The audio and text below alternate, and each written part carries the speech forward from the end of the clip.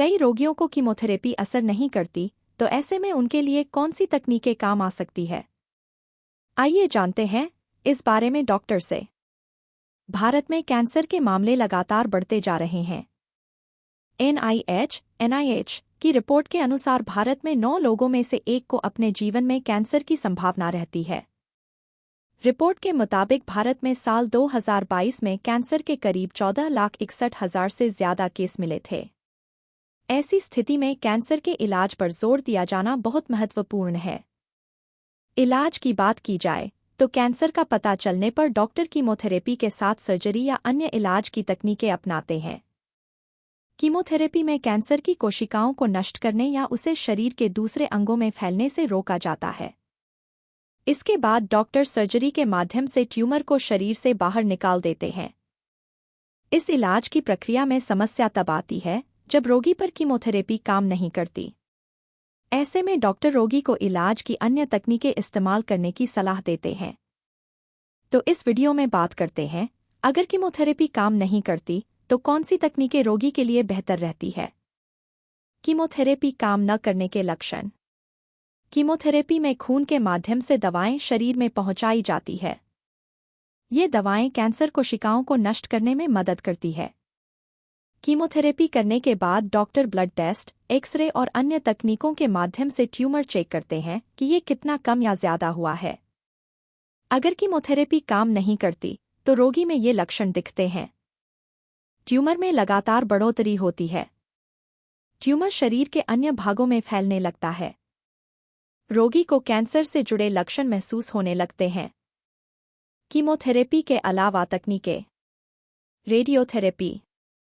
Chemotherapy के काम न करने पर डॉक्टर रेडियोथेरेपी का विकल्प भी देते हैं। इस थेरेपी में कैंसर के ट्यूमर के साइज को छोटा करने की कोशिश की जाती है और फिर सर्जरी द्वारा निकाला जाता है। रेडियोथेरेपी 2 तरह की होती है। एक थेरेपी में शरीर के कैंसर वाले भाग को ही टारगेट किया जाता है।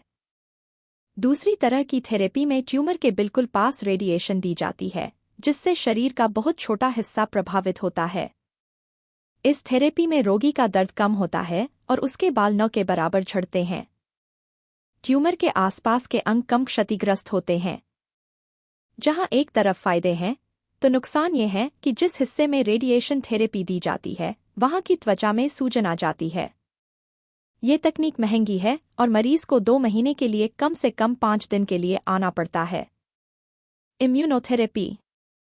अगर रोगी पर कीमोथेरेपी और रेडियोथेरेपी काम नहीं करती, तो इम्यूनोथेरेपी के जरिए कैंसर का इलाज करने की कोशिश की जाती है। जैसा कि नाम से जाहिर है, इसमें इम्यून सिस्टम ही कैंसर की कोशिकाओं पर अटैक करता है। इस थेरेपी में इंजेक्शन या सलाइन के जरिए ऐसी दवाइयां दी जाती है जो इम्यून सिस्टम की टी कोशिकाओं को एक्टिव करती है, जिससे इम्यून सिस्टम कैंसर की कोशिकाओं को नष्ट करने लगता है। अगर ये थेरेपी मरीज पर काम कर जाती है, तो कई प्रकार के कैंसर का इलाज संभव है और सफलता की दर भी बढ़ जाती है। इस थेरेपी का नुकसान ये है कि कई बार मरीज के लिवर, किडनी जैसे महत्वपूर्ण अंगों पर प्रभाव पड़ सकता है। इसके अलावा रोगी को बुखार, थकान और भूख न लगने जैसी परेशानियों से जूझना पड़ता है। Targeted therapy. इस थेरेपी के माध्यम से रोगी की सिर्फ कैंसर की कोशिकाओं को ही टारगेट करके खत्म किया जाता है। इस थेरेपी में सिर्फ कैंसर की कोशिकाओं का पता लगाकर उसके प्रोटीन को टारगेट किया जाता है।